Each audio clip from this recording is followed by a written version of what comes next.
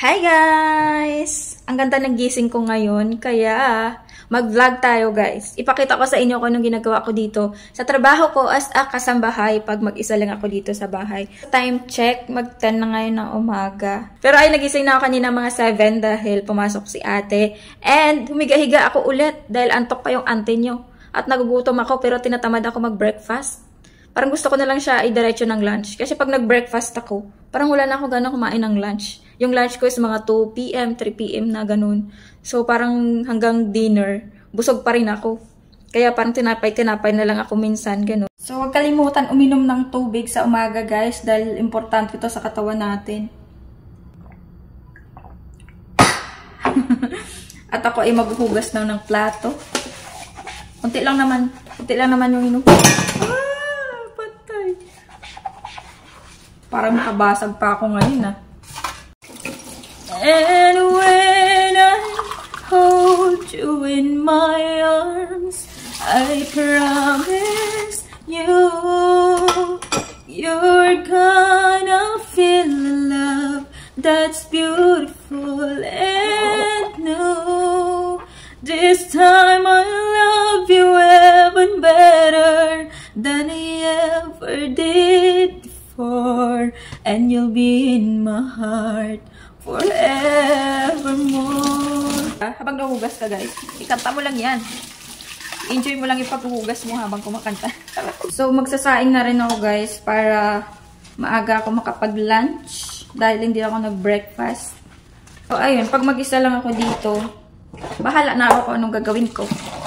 Pag after kong maglinis, ayun, parang wala na akong ginagawa. Kunti lang naman yung nililinisan ko dito kasi hindi naman ganun kalaki yung bahay. Tapos, syempre, nililinis mo naman araw-araw. So, hindi naman siya ganun kadumi. And hindi naman si ate maselan pagdating sa mga linis-linis, ganyan. As long as ginagawa mo lang yung work mo. Naglilinis-linis ka rin syempre, di ba? Hindi yung dahil hindi ka inuutusan. Ganun. Pero minsan, tinatamad rin ako. Kaya inuutusan ako. So, isang ganito lang yung sinasaing ko. Kasya na to sa akin. Malit lang naman yung kain ko eh.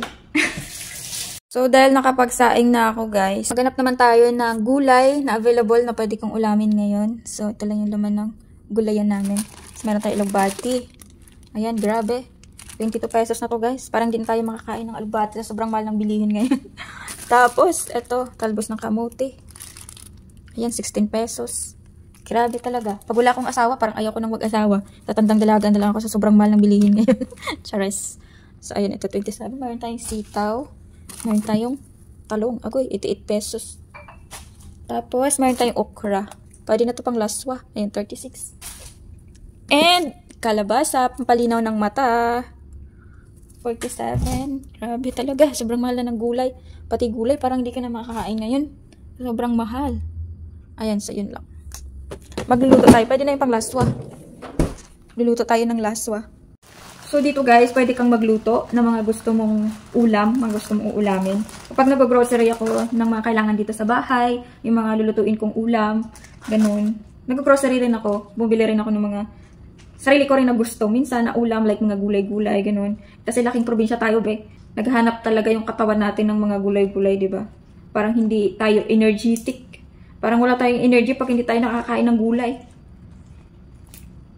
So, ayun. Usually, yung mga taga Maynila, ayaw nila ng alugbati. Yung mga madulas-dulas, parang ayaw nila. Pero ako nasarapan ako sa alugbati. Ano, madulas-dulas. Gusto ko yung lasa niya. So, comment dyan kung sinong hindi kumakain ng alugbati. And dito guys, may freedom ka talaga. Like yung sa pag-video-video ko, yung mga vlog-vlog ko, nakasupport yun si ate.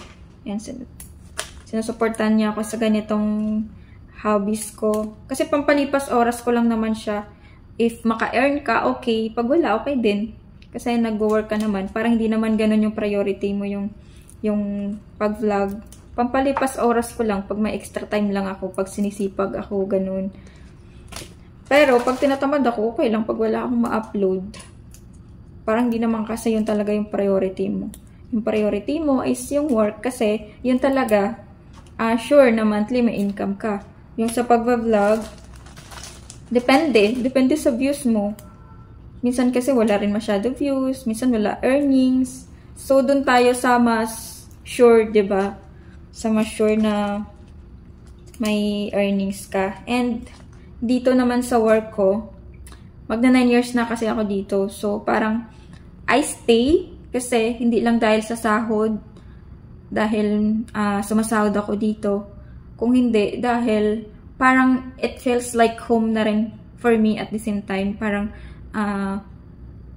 parang family ko na din sila kasi tinuturing na din naman nila akong part of the family. Hindi naman nila ako tinuturing as like katulong talaga. Well, ginagawa ko naman yung trabaho ko as, syempre, ginagawa ko rin yung work ko as kasambahay kasi syempre sinasahuran ka, diba?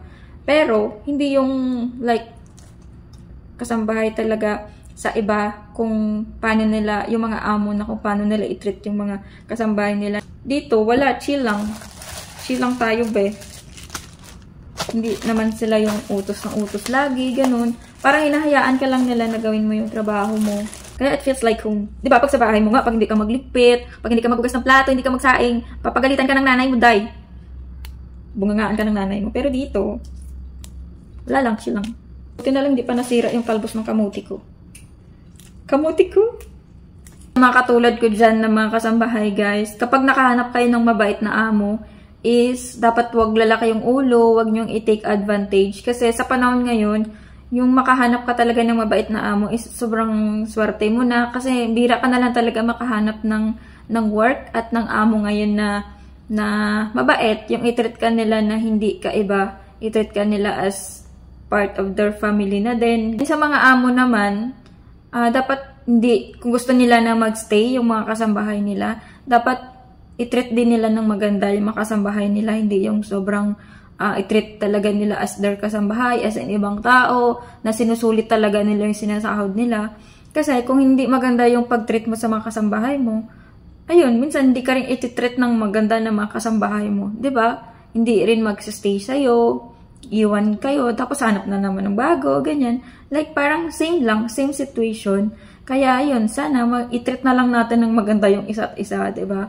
Para pares mag-stay, 'di ba? Ang hirap maghanap ng bago, be. Mahirap maghanap lagi ng kasambahay, 'di ba? Yung mapagkatiwalaan mo, ganun kasi pag aalis hanap pa rin naman ng bago. Maganda yung matagalan na, 'di ba? Para hindi ka nahanap ng hanap, tapos tuturuan na naman ulit, ganyan. Yun sa mga kasambahay na naghahanap ng trabaho, ganun din. Mahirap din pa lipat-lipat ng trabaho, ganyan, tapos another adjustment ulit. So yun guys, malapit na maluto ang aking laswa. Nilagyan ko ng maliit na dilis para mas masarap, mas malasa. Ayan, sarap. Hindi mo talaga ipagpalit yung ulam na to sa mga masasarap na ulam. Kasi masarap na, healthy pa. 'Di ba? So ayan, pakuluan na lang natin. And finish na, kainan na. Kakain na sana ako, pero tingnan nyo yung rice ko. Sa kakadaldal ko kanina. Guys, tingnan nyo yung sinaing ko. Nagtutong na, pero bigas pa rin. Kasi nakalimutan ko pala lagyan ng tubig. So ayun guys, kakain na tayo. And wala tayong rice ngayon. Gulay lang yung kakainin ko kasi yung rice ko, bigas pa rin. Nagkaroon na ng totong pero bigas pa rin kasi nakalimutan ko pala lagyan ng tubig. Kakadaldal ko kanina. Pero kahit gulay lang, mabubusog ka naman eh. Mapipilitan tayo mag-diet. Harap. Ito talaga yung pagkain na pag matagal mong hindi makain na hanap-hanapin mo talaga. Mamimiss mo talaga ulamin, kainin. Okra.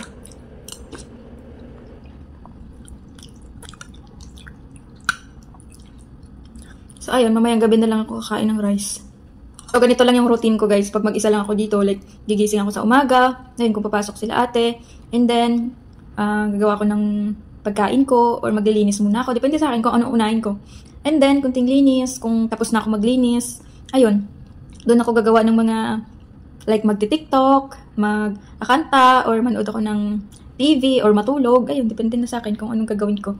Basta tapos na ako maglinis. Minsan nga may mga times na, kunwari, nagte-tiktok ako, nag-film ako ng video, tapos parang hindi ko pa matapos-tapos, ganun, tapos biglang uuwi si ate. Minsan naabutan niya ako, hindi pa ako nakapagligpit, hindi pa ako nakapaglinis ng bahay. Minsan naiya ako, pero hindi naman si ate nagkagalit. Ayan, panik ka kaagad, be! Panik ka kaagad. Pag dumating na yung amo mo, hindi ka pa nakalinis. Sarap ng dahon. So, pagkatapos ko kumain, magpapalit lang ako ng bedsheet ni ate. And linis-linis sa kwarto niya. And tapos na. Ganyan lang. Hindi yung araw-araw talaga, parang haggard ka talaga sa linis. Ganun. Kasi araw-araw mo naman, naglinis-linis ka naman araw-araw. So, hindi naman siya ganun kadumi. I'm so thankful na parang nagkaroon ako ng second family dito sa Manila. Yung meron kang matakbuhan just in case may mangyari sa'yo, yung mga ups and down mo. Ganun. Kaya ayun, sobrang thankful ako sa kanila dito na napunta ako dito and sobrang laking ambag nila sa buhay ko, laking tulong nila sa buhay ko. And ayun guys, I'm so thankful lang.